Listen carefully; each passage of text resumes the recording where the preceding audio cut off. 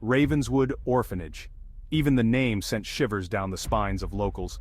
Established in 1850, it was a place shrouded in sorrow and whispered secrets. The orphanage, with its imposing facade and iron gates, stood on a windswept hill overlooking the town.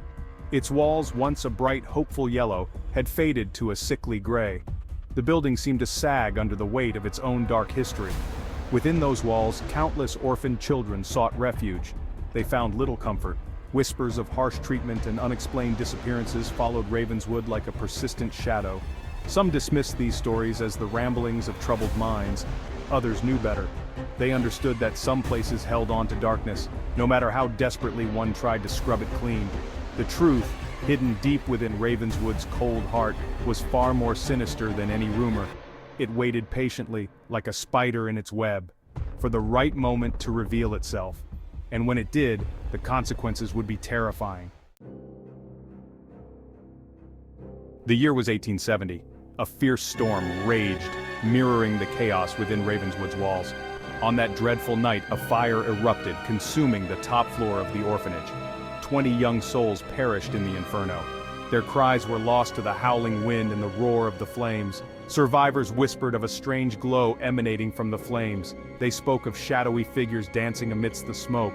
Their accounts were dismissed as hallucinations brought on by trauma. But the stories lingered, adding another layer of fear to the growing legend of Ravenswood. The fire left its mark on Ravenswood, both physically and spiritually. The charred remains of the top floor became a haunting reminder of the tragedy. The air grew heavy with a palpable sense of dread. The whispers grew louder, more insistent. Ravenswood was no longer just a place of sorrow, it was a place of fear. Decades later, a young investigator named Kate Matthews arrived at the gates of Ravenswood. Drawn by the stories and the mystery, she sought answers to the orphanage's haunting past. Kate, with her sharp mind and unwavering determination, was not easily deterred.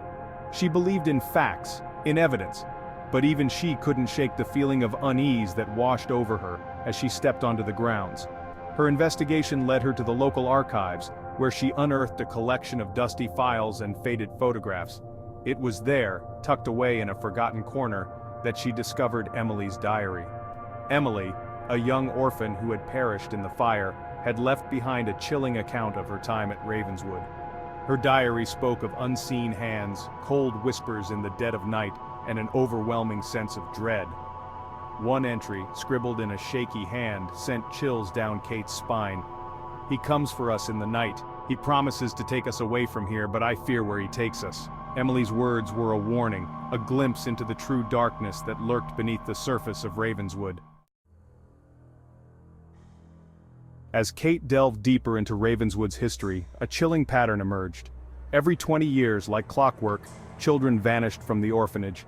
No trace, no explanation. The disappearances always coincided with the anniversary of the fire, fueling whispers of a vengeful spirit claiming souls. The townsfolk spoke in hushed tones of the fire's anniversary, a night when the veil between the living and the dead thinned. They believed the spirits of the children who perished in the fire returned, seeking retribution for their untimely demise. Kate, though skeptical, couldn't ignore the eerie coincidence.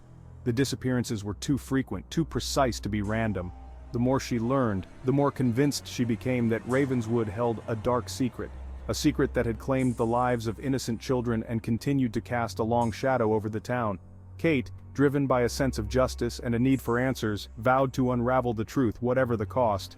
Little did she know she was walking straight into the heart of a nightmare,